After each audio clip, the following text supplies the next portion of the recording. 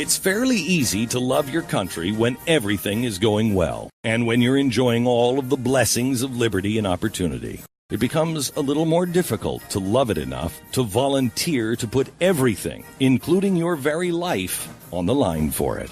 It's almost unimaginable to love your country enough to volunteer to put your life on the line after you began your life in that country as a slave, as someone else's property. As incredible it is to believe, Peter Salem was a man who loved his country that much. He was born in slavery in Framingham, Massachusetts in 1750 to Jeremiah Belknap. There on the outskirts of Boston, Peter's belief in and love for this country and independence grew. Peter was eventually sold in the early 1770s to Lawson Buckminster. There was much upheaval and disagreement between Britain and the colonists in the 1770s. The British oppression had grown exponentially over the years, imposing grievous taxes on America, stopping trade with other nations, hampering business growth in the colonies to protect British industry, suppressing protest, and much more. Until following the Stamp Act, the Townshend Act, and the Tea Act and others, many colonists found continued British occupation to be intolerable. Finally, in 1773, a group of patriots known as the Sons of Liberty and led by Samuel Adams, dressed as Indians, boarded 3 British East India Company ships carrying cargoes full of tea, and in protest of the latest taxes on tea, dumped the 92,000 pounds of tea into the Boston harbor. The protest cost the East India Company around $1 million in today's money. Actions like this ignited the fire in the bellies of thousands of patriots living in the colony. One of those patriots was a Framingham slave, Peter Salem. Salem expressed a desire to the man whom he had been sold to, Lawson Buckminster, who had, by now, become a major in the Continental Army, to join the militia and fight against the British occupation. Buckminster was moved by Salem's devotion to the country and granted him his freedom. Salem immediately joined the Massachusetts Minutemen, then trained and waited. On April 17, 1775, about 700 British Army regulars in Boston, under Lieutenant Colonel Francis Smith, were given secret orders to capture and destroy rebel military supplies reportedly stored at the Massachusetts militia at Concord. Proving effective at gathering intelligence, had discovered the British plans weeks before and moved most of their supplies. They also mobilized the local militias to be ready when the British arrived. One of these waiting for the British Army in Lexington was none other than a former slave, Peter Salem.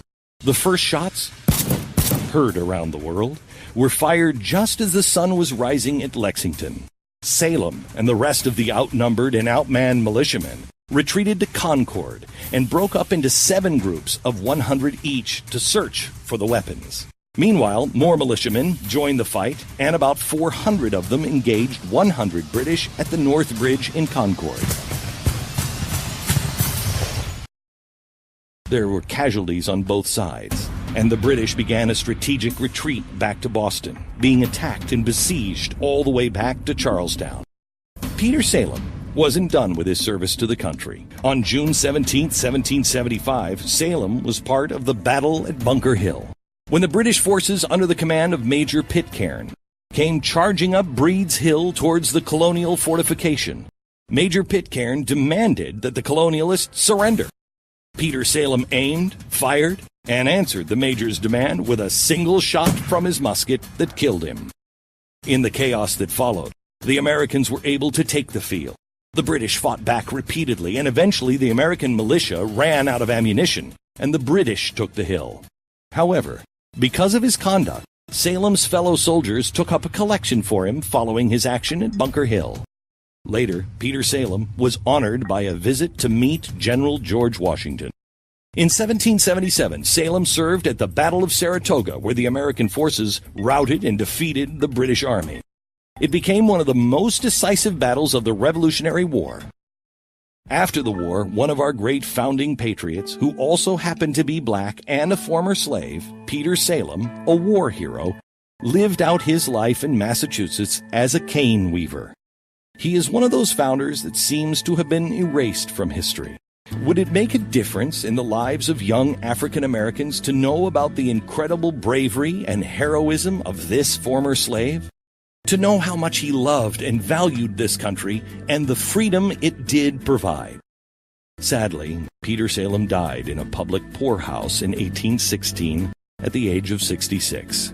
But he was honored by the citizens of Framingham when they buried him at the old burying ground. Even though his gravesite was isolated from others, it still was unheard of to bury an African American and former slave in that spot. It was their way of paying tribute to an obvious American patriot and hero. Years after his death, the townspeople also provided his grave with a gravestone. In 1882, the town of Framingham went further, placing a memorial stone over Salem's gravesite. The inscription states, "Peter Salem, a soldier of the Revolution, died August 16, 1816, Concord, Bunker Hill, Saratoga." Erected by the town, 1882. In a time when blacks were not afforded this kind of respect and admiration, one of our truly great black American founders, Peter Salem, was.